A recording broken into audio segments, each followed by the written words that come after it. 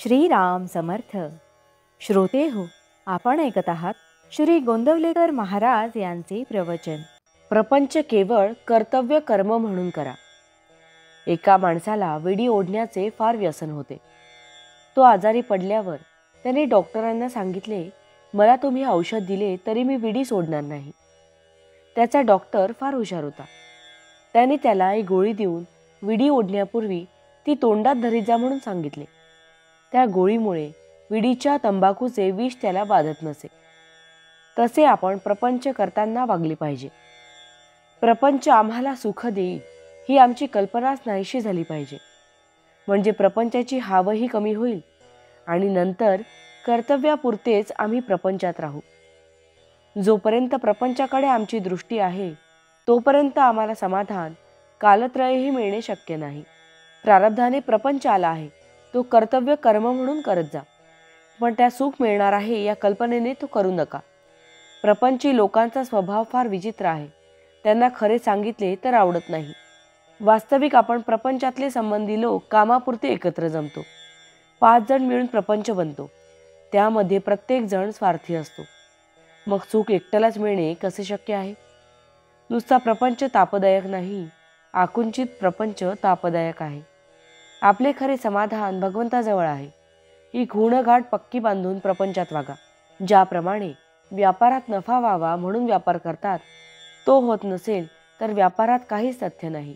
तसेच प्रपंचात समाधान हा नफा आहे. तो जर मिळत नसेल तर प्रपंचाचा लोभ धरण्यात काय फायदा आहे? तुझ्या असमाधानाचे कारण नक्की सांग, असे जर आपण एखाद्याला विचारले तर त्याला खात्रीलायक कारण सांगता येणार नाही. याचा अर्थ असा की तत्वदृष्ट्या समाधान व्हायला खरोखरीच कशाची जरुरी नाही. पण ही गोष्ट कुणाला पटत नाही. आहे त्या अवस्थेमध्ये आपले समाधान टिकत नाही आणि पाहिजे ती वस्तू मिळाली तरी आपण पूर्ण सुखी होत नाही. कैदेतल्या माणसाला मी सुखी आहे असे वाटणे कधी शक्य आहे का? तशी प्रपंची माणसाची अवस्था आहे. खरोखर प्रपंचात समाधान, आनंद मिळत नाही हे अगदी सर्वांना कळते. परंतु शहरातले लोक केवळ अभिमानामुळे आणि खेड्यातले लोक अज्ञानामुळे जसे वागायला पाहिजे तसे वागत नाही. या प्रपंचात राहून सुद्धा भगवंताचे प्रेम आणि समाधान आम्हाला कसे मिळवता येईल याचा आपण आधी विचार करायला पाहिजे.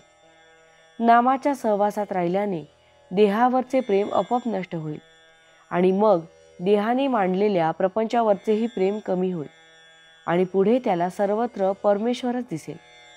भावार्थ, प्रपंच सुखाचा करणे याचेच नाव परमार्थ होय. जानकी जीवन स्मरण जय जय राम. महारुद्र हनुमान की जय. समर्थ रामदास स्वामी महाराज की जय. सब संतन की जय. श्री अनंत कोटि ब्रह्मांड नायक राजाधिराज सच्चिदानंद सद्गुरु श्री ब्रह्म चैतन्य महाराज की जय.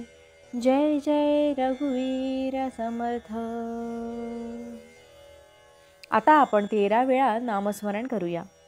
श्रीराम जय राम जय जय राम. श्रीराम जय राम जय जय राम. श्रीराम जय राम जय जय राम. श्रीराम जय राम जय जय राम. श्रीराम जय राम जय जय राम. श्रीराम जय राम जय जय राम. श्रीराम जय राम जय जय राम. श्रीराम जय राम जय जय राम. श्रीराम जय राम जय जय राम. श्रीराम जय राम जय जय राम. श्रीराम जय राम जय जय राम. श्रीराम जय राम जय जय राम. श्रीराम जय राम जय जय राम. जय श्रीराम.